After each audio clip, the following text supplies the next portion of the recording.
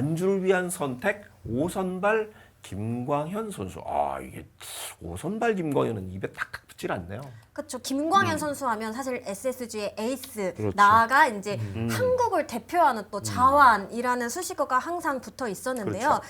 지난 월요일이었던 것 같은데 이제 SSG가 선발대가 먼저 네.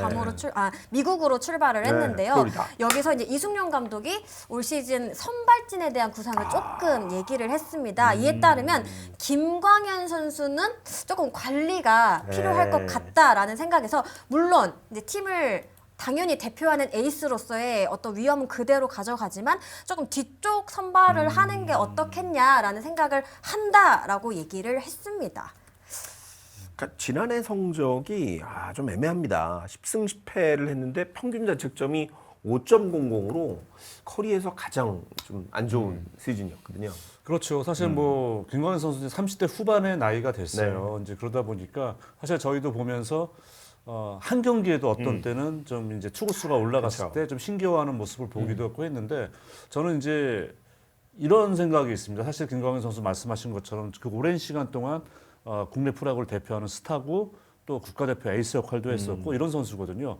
자존심 정말 강하죠. 네, 진짜 강한 선수입니다. 근데 이게 좀 사전에 좀 어느 정도 교감이 있은 이후에 그 말씀을 하셨는지 저는 그게 없이 이승용 감독이 그냥 본인의 내피셜 또는 코칭 스태프하고 상의해서 그냥 얘기했다면 김광현 선수가 상당히 기분이 상해할 거예요. 그리고 저는 이게 아니 그럼 감독이 그런 결정도 못해라고 얘기할지 모르겠습니다. 이제는 그런 시대 아니라고 보거든요. 그렇죠. 그러니까 이것도 그냥 일반적인 통보가 아니라 그리고 또 그게 또 이런 선수에 대한 대우가 아닌가라는 생각이 들어요. 그래서 그 말씀하셨을 때는 그래도 좀 어느 정도의 물론 이제 선수를 보호하고 더 오래 뛸 수 있게끔 하고 더 좋은 성적을 내기 위한 방법입니다만 그게 선행이 됐을 거라고 믿습니다. 예.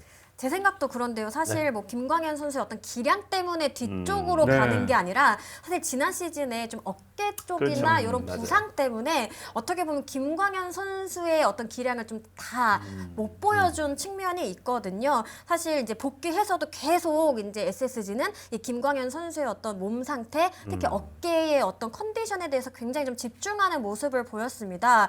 그런 측면에서 봤을 때 올해도 초반부터 너무 달리기는 어려울 수 있다. 그래서 조금 더 좀 차분하게 또 관리를 들어가겠다라고 얘기를 했고 사실 올 시즌에는 좀 세 개의 국제 대회가 있잖아요. 그렇죠. 네, 시즌 전에 WBC가 있고 시즌 중간에 아시안 게임이 있고 또 시즌 후에는 이제 APBC가 있는데 뭐 APBC는 그렇다고 하더라도 앞에 두 경기는 분명히 이제 시즌에 영향을 미칠 수 있잖아요. 그래서 뭐 SSG뿐만 아니라 거의 지금 모든 구단들이 이 뎁스를 늘리는데 굉장히 집중하고 있거든요. 그런 측면에서도 더 관리가 필요하다라고 좀 얘기를 했던 것 같고요.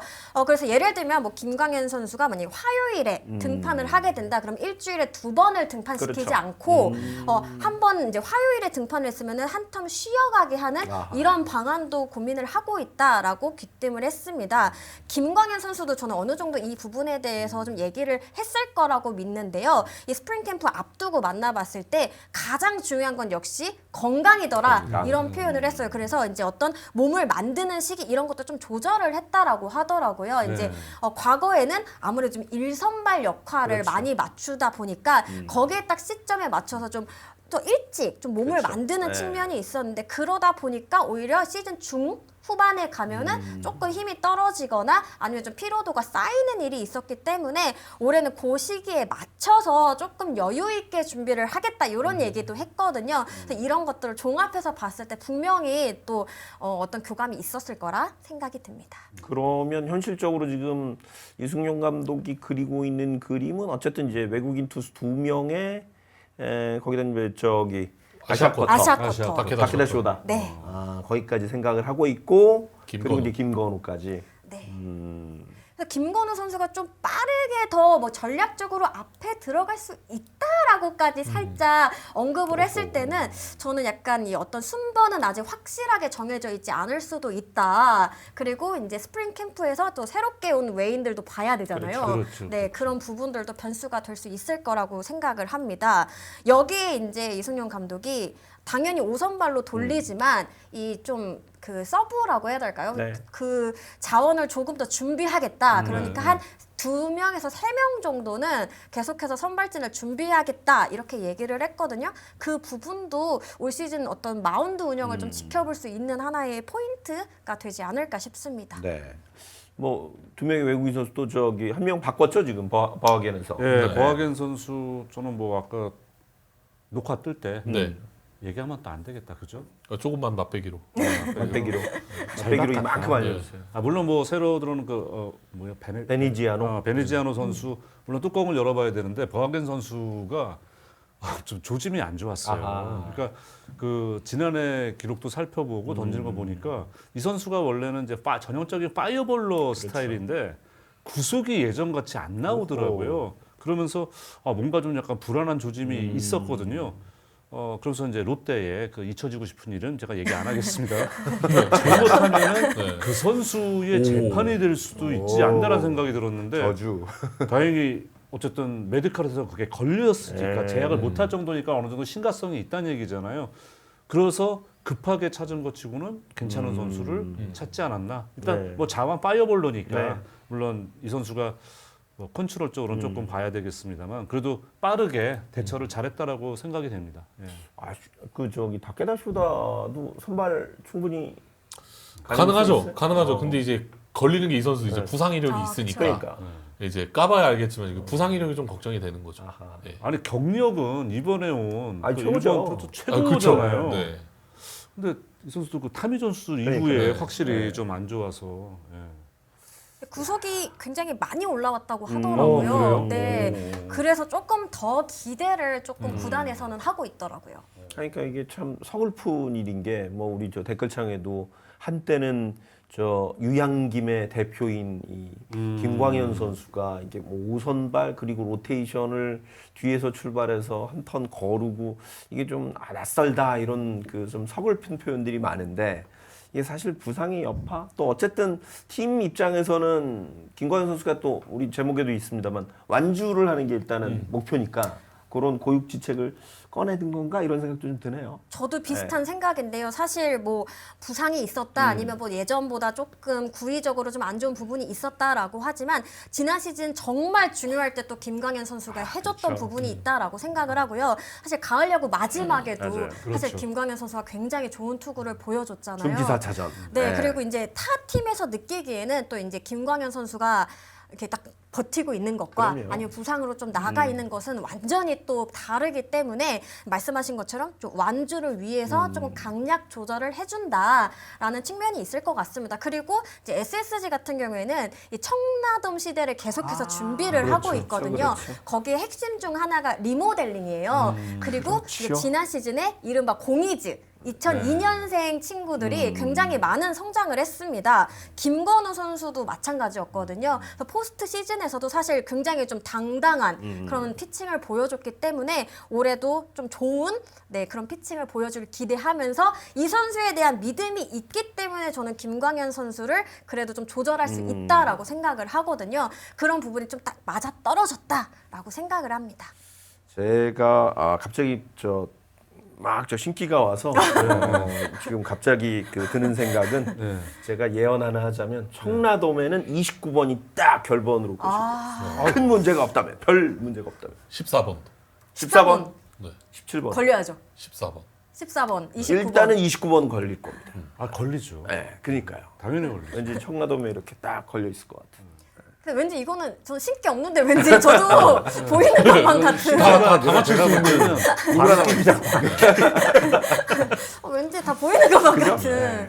난 더 진짜 무서운 얘기 해서 깜짝 놀랐잖아요. 아이, 제가 요새 신기가 없어요. 그거 있으면 여러 가지를 맞췄겠지. 아니 그리고 작년에 또 이승용 감독이 그 당시 이제 김건우 선수도 마찬가지고 이렇게 세 선수를 이렇게 쪼개서 한 이닝에 그렇죠. 이렇게 좀 이어 던지기 이걸로 좀 효과도 보고 했었잖아요. 그리고 이번 어쨌든 아시아 쿼터가 이게 참 투수 운영에 미치는 영향이 정말 클 것 그러니까요. 같아요. 네. 그래서 정말 외국인 선수가 지금 3명이나 그렇죠. 좀 들어갈 수 있는 상황이다 보니까 사실 이렇거든요. 저는 김광현 선수에게 하면서 놀란 라이온이 떠오르더라고요. 그러니까 놀란 라이온이 30대 후반에 접어들 때쯤 그때 되면서 그때 휴스턴 애스트로스 시절입니다. 그때도 물론 뭐 엄청난 강속구를 네. 던지고 뭐 이런 시대였음에도 불구하고 팀에서 한 경기당 109 이상을 거의 안 던지게 했어요. 그러니까 경기 상황이 어쨌든 이닝에 관계없이 투구수가 이렇게 올라가면 내리고 내리고. 그러니까 물론 그렇게 해도 네. 놀란 라이어처럼 46살, 7살까지 던지는 게 아무나 할 수는 없겠죠. 그렇지만은 그런 보호를 했기 때문에 이 선수가 46살 그리고 7번의 노히트를 하지 않았나라는 생각이 들거든요. 저는 김광현 선수도 이제 내려놓을 건 내려놓고 네. 또 본인이 정말 어떻게 보면 경기당 최고의 퍼포먼스를 뽑아내기 위해서는 좋은 선택을 팀에서도 하고 또 본인도 선택을 하지 않았을까라고 생각합니다. 갑자기 드는 생각. 28년 청라동 개막전 선발 투수가 보입니다. 보입니다. 오, 네, 보입니다. 아프지만 않다면. 그렇죠. 사실 최정 선수가 그런 얘기를 하더라고요. 최정 선수도 사실 지난 시즌에 좀 부상이 많았잖아요. 그렇죠. 네, 그래서 이제 비시즌을 준비하면서 이제는 차라리 못해도 안 아픈 거보단 낫다. 네, 그런 얘기를 했는데 굉장히 저도 좀 공감이 됐고, 네, 아마 그 김광현 선수도 그런 마음이지 않을까. 그리고 사실 작년에 이어서 올해도 또 김광현 선수가 주장이에요. 그러니까 할 일이 많거든요. 그럼요. 그런 부분까지도 좀 고려하지 않았을까 생각이 듭니다. 이게 5선발, 낯설긴 한데 어쨌든 5선발로 시작할 김광현의 올해 성적은 어느 정도 예상하세요? 저는 일단 제가 그 출국 과정에서 한번 뵀거든요. 네. 근데 굉장히 몸 상태가 좋다라고 하더라고요. 그리고 예년에 비해서 이렇게 조급하게 몸을 만들지 않는다라고 해가지고 사실 다른 건 몰라도 5점대 평균 자책점은 사실 김광현 선수에게는 저는 낯설다. 어울리지 않는 낯설다. 성적이라고 생각을 해서 그 부분에서 좀 확 줄어들지 않을까라고 생각이 듭니다. 그리고 김광현 선수가 등판했을 때 또 다른 선수들의 집중력 이런 네. 것도 또 무시할 수 없거든요. 그런 부분을 생각했을 때 딱 중심을 잡아준다고 하면은 올해 그래도 SSG가 5강 안에 많은 분들이 좀 평가를 받고 있는 것으로 맞아요. 알고 있는데 또 좋은 모습 보여주지 않을까 싶습니다. 어느 정도로 전망하십니까? 저는 무난하게 가면은 또 8승 이상? 그렇죠. 네. 5선발. 예. 아무래도 이제 5선발은 좀 이제 상황에 따라서 네. 예, 조금 이제 더 등판 횟수가 일단 줄어드는 거잖아요. 네. 예, 그래서 7, 8승 정도는 그래도 김광현 선수의 관록이면 충분히 할 수 있다고 생각을 합니다. 예. 김광현 선수가 완주를 위해서 또 그 완주는 뭐 올 시즌만 완주가 아니라 28년 또 그쵸. 청라돔에서의 또 멋진 등판을 어느 분이 딱 아주 냉정하게 딱 쓰셨는데요. 한화 이글스. 왜 이 얘기 썼어? 한화 이글스 한번 나오셔야죠. 네? 뭐요? 네? 유현진 선수도 개막전 선발 못 나왔는데 개장력이 못 나왔는데 왜 장담을 폰세였죠, 하시냐고. 폰세. 폰세였죠. 네, 폰세. 예. 아니 근데 사실 뭐 낯설지는 않아요. 요새 이제 개막전을 국내 선수들이 들어가는 경우가 양현종 선수가 작년쯤 뭐 그러고는 거의 지금 다 외국인 투수들 보기 어렵죠. 원투펀치가 들어가는 거니까 사실 그 부분은 모르겠습니다. 각 팀들마다 입장이 좀 다르긴 한데 개막전 앞두고 좀 빨리 개막전 그러니까 두 번째 게임은 모르겠습니다만 첫 게임 정도의 개막전 좀 발표해 주시면 어떨까? 물론 우리 저 미디어 데이 때 주로 하는데 그쵸, 예, 그쵸. 그러니까 이게 일종의 이제 이게 뭐 캠프 때도 좀 얘기해주고 그러시면 좋은데. 글쎄 말입니다.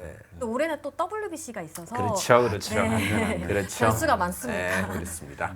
네, 그 내년에 준비를 해보도록 하고요. 아니 근데 좀 서글픈 생각은 좀 들어요. 그러니까 그쵸. 뭐 저희도 나이를 먹지만 한참 진짜 그 분기탱천했던 김광현 선수가 이게 조금 좀 뒤로 밀렸다는 건 조금 그런 부분. 저도 어떻게 보면 좀 오래 지켜본 사람으로서 그런 어떤 세월의 흐름을 느꼈던 게 사실 지난 시즌에 그 포스트 시즌에서 김광현 선수가 굉장히 좋은 모습 보여줬는데 근데 저도 모르게 와 거의 막 149, 50 나오니까 저도 막 깜짝 놀라는 거예요. 그렇죠. 근데 다시 생각해 보니까 이 선수 원래 150을 그게 예사였죠. 네, 맞아요. 그냥 가볍게 던지던 선수였는데 내가 이건 걸 왜 놀라지? 그렇죠. 라는 생각이 들더라고요.